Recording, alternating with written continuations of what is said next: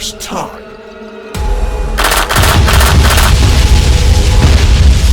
When I set out on this venture to watch horror films for the month of October, I knew that there'd be films like Old, like Psycho, Clockwork Orange that I'd be checking out, so I thought maybe it'd be a good idea to have a couple of films that come up when I type up horror, and have some that are more like palate cleansers maybe, that might be a little more on the goofy side, or a little more on just a different side of things in general. The Meg popped up as a horror film, even though it's really more like an action flick, I suppose, but I picked it anyway. It gives a lot of people the heebie-jeebies for some reason because of sharks and underwater and the ocean and stuff like that.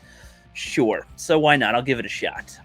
But my god, I gotta admit, going into this, seeing the trailer for it, I assumed the way that they frame it is that it's gonna be Jason Statham versus the biggest shark that's existed on planet Earth. And what's he gonna do while he faces him? Jason Statham's gonna punch him in the face. He's gonna punch a big old shark in the face. He's gonna have a superpower of some kind. I don't know. It's Jason Statham, and he's always in these crazy action films anyway. So I assumed that's what they were gonna go that ridiculous. Unfortunately, they didn't. I would think I would have preferred it if they went super bizarre, like I was just describing. But no, they do the thing where they go and are trying to dig deep into the water, and they go to this one part in the water that they believe is deeper than the Mariana Trench, and that there's like a weird level where there's warm water under there, where there can be, I suppose, because there's thermal vents, so all right, there can be some warmth at the bottom of the ocean, sure. But it's like they breached some type of a barrier to it, in a way, is kind of how it's implied, that there's like a cold barrier and a warm barrier, like that separate each other. And they go down, and there's like what you would kind of expect to be at that bottom level. There's a lot of little creatures and a lot of little fish and little things that you would see at the bottom of the ocean. Sure, some bioluminescence. Yeah, totally. I believe that, 100%. But then they have the megalodon down there, and then also like a huge colossal squid, not to be confused with the giant squid, two different things entirely. Man, there are so many things with this film that I dislike that I don't even know if it's the film's fault that I dislike them. If you guys ever watch the channel AVNJ, which I kind of recommend that you watch this channel, he's pretty good. There's a lot of videos out there that talk about the megalodon as if it is still potentially alive today.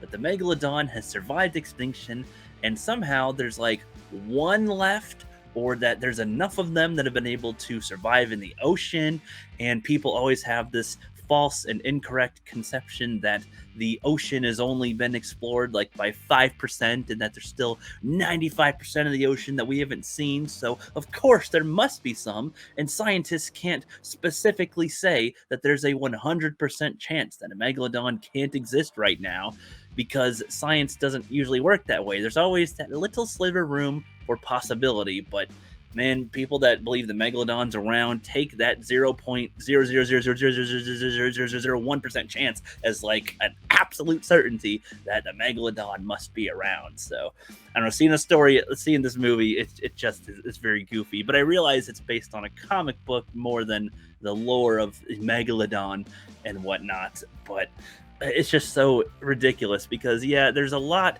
like, the megalodon would have to eat a lot of food. Like, a lot of food. And if we're talking about when it was around on Earth, when the species was around on Earth, and then you have all this time that's gone by since then, you don't just have one megalodon that survives that whole time. You would have to have quite a few. That's how evolution and surviving works. You don't just have one survivor and you're good. You don't just have two survivors, which they do show there's two of them in this film. But again, only two? Like, I don't know about that. You know, that there's only that. If they're gonna survive this long, then there's gonna be more of them, more than likely. Otherwise, they would have died off a long time ago as well. But you know, there's the temperature stuff. There's the food chain with everything.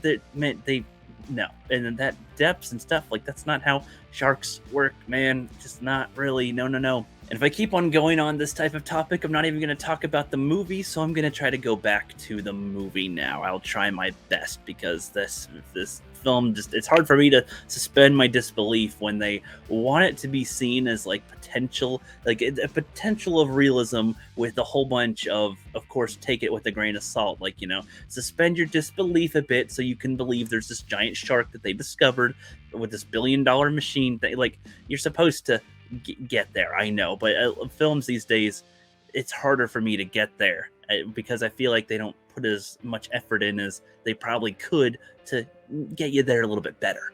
So anyway, back to the Meg. You start out with, there's a submarine that is filling up and leaking, and there's people that are trying to escape. They're trying to be rescued. Jason Statham's character Jonas is trying to save them, and he ends up saving like 11 people. And there's a couple people injured down there, and water's filling up, and he sees there's like something on the outside that was banging into the submarine a bit, and was probably causing some of the water to leak in the submarine.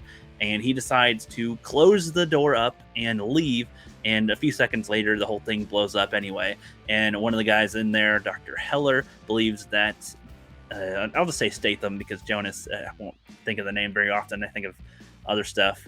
So he thinks that he had like a mental psychosis type of thing where he was under pressure and believed that he was hallucinating or something, that he wasn't acting in full of a mindset because he is a drunk, I guess, but he wasn't likely drunk when doing the mission because the doctor himself tests him before sending you down there. It's not a simple la-di-da-di-do, we're going down into the deep water. It's a big process to prepare to go down into the depths of the ocean. It's not a simple little, 10-minute check. You do a lot of steps to go down into the water. And so they frame it like Jason Statham, oh, you let those people die, you were a coward. And so he, of course, retires, and then they, some stuff happens. It's a few years, some time has passed. I forget how long specifically time has passed in this film, but they're building a machine. They're trying to go down there. They send some people to explore down there. They got somewhat, futuristic technology, I suppose, unless maybe we have these same things too, but I don't think we have them exactly at that kind of level, of course. But they go down into the trench. Oh, there's the megalodon, and there's a colossal squid, I assume. I assume it's a colossal squid that's supposed to be down there because they do exist, but it's things like squeezing her ship, and then it gets eaten by the megalodon. This is when you first see the megalodon. It takes a bite out of one of its tentacles. And this is something that annoys me, again, in movies in general. This time it's not just about the megalodon. It's more about with films that have giant monsters and sharks, too. Like, it just took a chunk out of a colossal squid. So you can assume that it's going to be eating the squid. It was hungry, and it's eating the squid now. Nope. It just takes a bite out of the tentacle, and then it comes back around to go and attack the people again. And I don't understand why, because even big monsters and creatures that are trying to eat food, they can get full. They don't always have to be on attack mode. Great white sharks in general aren't the ferocious, aggressive beasts that people always claim that they are. The film Jaws just helped perpetuate the fear of sharks, and so you think they're always going to attack you. When in reality, not necessarily. They're not just going to, oh, we're going to attack you, we're all your food, we're going to get you all the time. Especially if they had just eaten something, they're not likely going to bother you. At most, they might nudge you and see what you are. That's how they detect stuff. When sharks bump boats, they're not trying to attack a boat. They're figuring out what this is. They know something's in the water. What is this? What is this thing? It doesn't mean that we're going to attack you. Even if it was food, even if they discovered it was food, I don't know if they would attack you. At most, they might bite you, but that doesn't mean they're going to kill you or try to eat you. So Statham's ex-wife is one of the people that's down there patrolling this, and they sent out a little message saying, Jonas was right, there's something down here. And so they are like, we got to go rescue these people as best we can, but nobody's really dived that far deep before. The most they've dived is, a lesser amount of feet, and they're like, okay, well, there's only one person that's alive that can do that right now, and we got to go get him, and that's also his ex-wife, and there's reason, whatever, you can get him to do it. He's like, I don't want to do it, and then he does it, of course, because she's down there, and they just quickly kind of get through this moments, and we go down there. I'm skipping through it a little bit. He ends up saving her and the crew. She was injured a bit, so she's got to go to the hospital, but the Asian dude that's down there, he see the megalodon for no reason, attacks them. And so to save the rescuers, the Asian dude that's in there closes the hatch, and then it's so that it's not connected to the thing. And the megalodon takes a chomp out of that and kills the Asian dude. But it was just, again, why did it attack? Are they going to say because of the lights that are on? The noise? No, it's just because it's a big shark, a big monster, and you got to have them do that.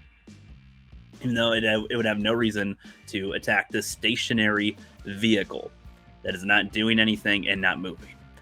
So yeah, it's hard. Again, it's hard to have a factor of like suspension of disbelief when they just do things that make no fucking sense sometimes. So all right, the people that are saved though are saved. The sister, I believe, of the Asian dude, I might be getting, maybe that was her husband. I'm forgetting exactly who. There's the other Asian lady. I'm sorry if I'm forgetting her name. Mac. Mac was her name. Mac is a boy's name, is what it seems like. So that's what I was thinking of. That is a different character. No, her name is Mac. And she blames Statham for his death, but then like 5 minutes later she takes it back and says she was angry and stuff. So okay, stuff that you would already know. It's like this makes sense. You know, he's a person who's supposed to save people from the depths, and sometimes there's casualties. It sucks, but it annoyed me when he said, "This is why I don't do this anymore," like as if people blaming you for losing a few people is a reason why you morally wouldn't want to be trying to save people anyway. You only want to save people if people give you credit for saving them or something. Like, I don't know, it seemed like a weird type of line. Like on a superficial level, I get not wanting to be blamed for somebody's deaths as you tried to rescue them and you couldn't. You're trying to save other people too. But on a moral level, like, it sounds like, oh, I don't want to save people. If people are going to blame me for somebody that I might lose at the same time, then you're kind of a fucked up dude, I would say. Skipping forward a bit, they're discussing what to do next. The rich guy wants to move forward with things. He wants to quickly do something before other people catch wind of this, because this is a huge discovery for him. He spent over $1 billion on this machine. The little daughter is playing. You probably saw the scene in the trailer where the Megalodon is just looking at the little girl in the glass, literally just sitting there looking, and then goes rah at the camera. And again, there's no reason for the shark to attack this spot where this little girl is. It probably wouldn't even register that she's a thing, because she's so tiny, not to mention inside of a glass thing that isn't, like, if she was floating in the water even, it might accidentally breathe her in on accident just through its, just breathe and actually choke on something? I don't even know. Whatever. La-di-da-di-da. Didn't even know it was food. But to make it scary, you have to have it take a bite at you cartoonishly, even though it, wouldn't do that. But, whatever. So then they immediately somehow know that she's in danger and she's scared and whatever here. And just, all right, skipping by this part, skipping over some dialogue that I think could be a lot better. Of course, we go to the surface and they're trying to find the shark because it apparently got out of the water. They said there was like when they came through, there was like some of the heat from the thermal vents also kind of gave the shark a path enough to come out of there, and that's how it was able to get out, essentially. Which, I'm not that much knowledgeable on thermal vents, but that's the one thing I guess I'll buy with this. Okay, you shot up through there with your machine. There was the breakage between the cold and hot temperature, and the hot temperature can burst through temporarily and then went back down. Sure, whatever. So the Megalodon's in the ocean now. Hooray, it's in the ocean. Whatever. Not sure how it would do so well at the depths that they were at still before getting higher to the surface, or how quickly you could get to the surface, but whatever, it does. And so they're going to go and try and track it, because it took out like a couple of boats already. There were some fishermen that would cut off the fins of sharks and then throw them back in the water, and the Megalodon got payback on these little fuckers that did this, because they would make soup out of the fins or something. And so to put a tracker on the Megalodon, they decide, well, okay, we can't take our boat near it because it'll definitely attack us. It seems it's aggressive toward boats, I guess, even though I'm not sure how accurate that would be anyway, especially when there's other things in the ocean to try to eat, but whatever. So Mac, I don't know if she was the wife or sister of the guy that died earlier, she decides, hey, instead of having the boat, let's send a person out there. And of course, everybody's like, are you kidding me? There's the shark. And she says, well, a small person is no threat. True. Which is why it doesn't make sense more than half the time why the sharks decide to try to eat people. fall when they don't need to. In Jurassic World, or Jurassic Park in general, I kind of had this problem when they always have the T-Rex or whatever big dinosaur in the water, anything, they will try very difficult. They'll chase and run and will try very hard to get food that is very freaking tiny to them when there's a bunch of other food that's around that is far larger and far more worth the effort as toward these tiny little things that you just pick your teeth with that might not even be the size of your teeth. It just, I don't know, it's a little annoying when they do that. They did that in Jurassic World 2, I think, where there's like just a little person in there, and this thing has to, like, it's always able to, just shoot up and try to get the food right there, as if it would really register it. I mean, if it didn't have any food in its area, because it was in an enclosed area, maybe you got me there. Maybe you got me. And it did get fed that way, I suppose. That has a little bit more levity, but if you're just in the water naturally with it, I don't think it's likely it would even fucking notice you. But I could be wrong. I mean, orcas attack seals, but again, size difference is not... I don't know, man. I find it really annoying because it just doesn't seem believable enough the way that they do it. The effort that creatures have to go to catch their food, especially these big ones that have to eat constantly. I don't know that they would try so hard for such a little gain. Like, if they ate, how many people would they have to eat to equal the amount that they would a whale or a bigger creature in general, And speaking of whales, they showed one of the baby whales, because they showed this earlier. There's a mama whale and a baby whale. Oh, how cute with that little thing. Isn't that great? And then, of course, well, the mom's gone. The baby doesn't know where to go. And the shark eats it. And again, the shark by this point should be full, should be very full and not even bothering with these people or giving a shit anymore. But of course, it's the movie, so that's what you got to do, I suppose. And this is just earlier. And so Jason Statham's going to go and tag the shark. He's going to go tag the shark because they're going to try to track it so they can try to figure out how to catch it later, how to kill it, whatever. And he just swims around. It disappears for a sec, comes up next to him, but doesn't notice him. Like, it shouldn't notice him anyway, I know. And he's able to tag it, nice and clean, whatever. But then as they try to reel him back in, it notices them, I guess, because of the vibrations. And then it's like viciously trying to attack him and trying to get him specifically, like, trying to eat at him. And it just looked silly as hell to me. But okay, whatever. It was a scene, and it almost gets him. Oh, it just misses. Oh, it just misses him. Just misses him. And then they're able to get this cage thing that's very durable and difficult for it to destroy, essentially. Ruby Rose's character, Batwoman, she's able to point out that a little bit. I almost forget that she's in the film because she's really more just a side character in it, but still, Ruby Rose, guys, she was in this one too. Anyway, Mac decides to go down in the cage instead of Statham this time, and then some stuff goes wrong. It bites at it for a bit, trying to get in there. It's dragging it down. It's almost knocking the crane off.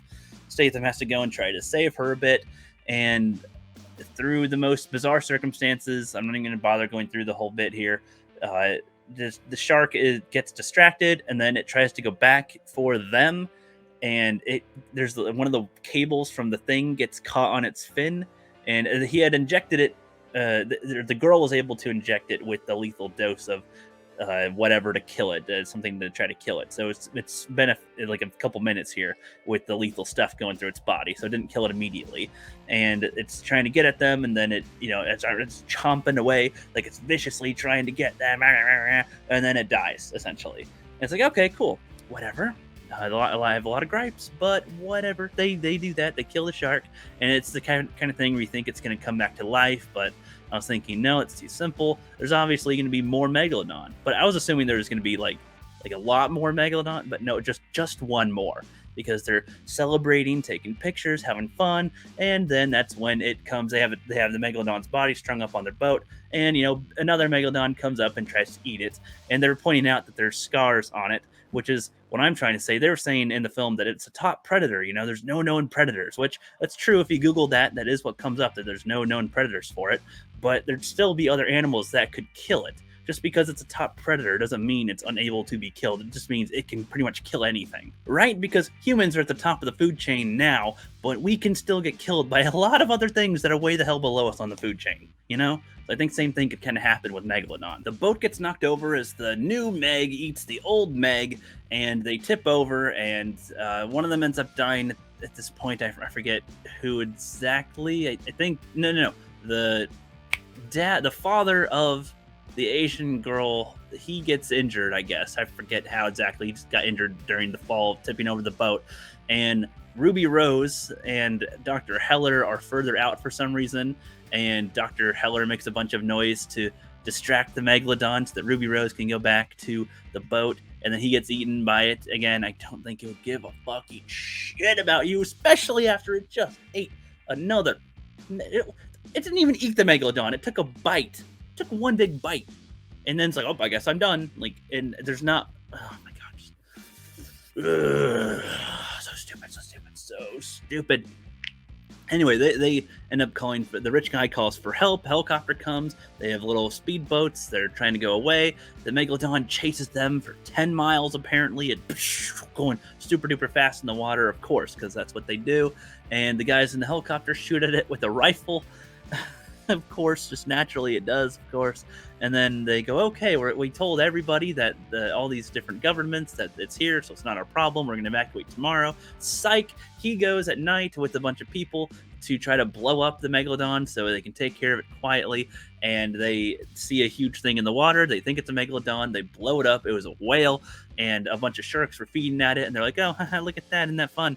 And then they're trying to get teeth. And he's like, oh, there is no teeth. What? It's a whale? Whoa, no. And then all the sharks that were feeding on the whale go away. They're like, it's under us, fuck. Oh. And then they speed out, and then the rich guy gets left behind, and then he gets eaten by it. It's taking chomps out of the whale carcass, but he's right there, and so he gets swallowed in by accident, essentially. Whatever. Okay, whatever. And that's done, and now Jason Statham and them are like, okay, well, we got to kill it before it kills more people. And then it goes to the beach shot in Thailand or something. There's a little dog swimming for no reason. They show all these people having fun. A lot of people around there. This is where I could believe that there would be, if there were sharks around at this point in the water, there's all these people and all this motion, all this stuff, like a big mass of them, I could believe there being sharks attacking people because there's potentially a lot of food there. But then again, I don't know if they would because of all the noises, all the stuff. Well, I don't know about the noise, but the amount of movement, all of that doesn't necessarily mean food. It could also mean danger, maybe. I'm not sure how that works entirely with the predator of the ocean, if that's what drives them to things or away from stuff. I don't know. But, big old Megalodon tries to go, it takes a bite out of somebody, and everybody sees it. Oh no, big shark in the water, run away. And it's tugging on some things. They make a whale noise to distract it so it doesn't kill these people and this fat kid. And then they have their little speeder boats under there. They're basically like the pod racers from Star Wars, practically just in the water. And chomp, chomp, chomp, chomp. It tries to eat them. It fails. Statham damages his ship as it's, again, cartoonishly trying to kill him. Whatever. I've completely lost all brain cells at this point watching this film. And some stuff happens. I'm trying to remember what even happens now. Something happens where they end up killing it. He gets out of his speeder at some point because it's getting. I'm calling it a speeder now because it was getting chomped on and it was losing its pressure. He ends up stabbing it in the eye and injecting, I guess, some more lethal shit into it, and then it dies, and then he's okay. And then yeah. Something like that. There might have been something else that happens. I'm just forgetting the specific details that happened, but that's pretty much the end of it. And, I would like to go on a vacation now, huh? Isn't that funny? This movie's awful. This movie's so bad. Man, I don't know. I can't have fun with it. Like, I can watch Godzilla easier than I can watch this. However, I will admit the last couple of Godzilla films, like the Hollow Earth shit, and this stuff they do, I don't know. It's a little harder for me. The more stuff I learn, the harder it is for me to suspend my disbelief in films, I guess. But I feel like it's because they also don't try as hard these days to do that, to really, settle it in. Or if they're gonna go balls to the wall crazy, go balls to the wall crazy. Don't act like you're being realistic when you're just not even trying to anyway. Have the fun with it so that we can all laugh at it, because that's more fun. That's more fun to me. I don't know. I don't recommend the Meg. It's not even scary. It is stupid. But I guess people that have, what is it, glossophobia, of like fear of the big ocean or something. I don't know if that's what that's called, or fear of sharks. You'll probably hate this one. Oh man, you'll love it because you hate it. I don't know how that works anymore with people's fears. It's this movie was bad. This was bad. Statham, I wish that you had superpowers in this and like fought the shark with your fist. That is like, I definitely can't believe that, but that would be fun to watch. That would be fun to watch. Who wouldn't, right? He gets bit by a shark and becomes a were-shark or something. Who knows? That would be an idea. I'm done talking about this, and I'll see you later.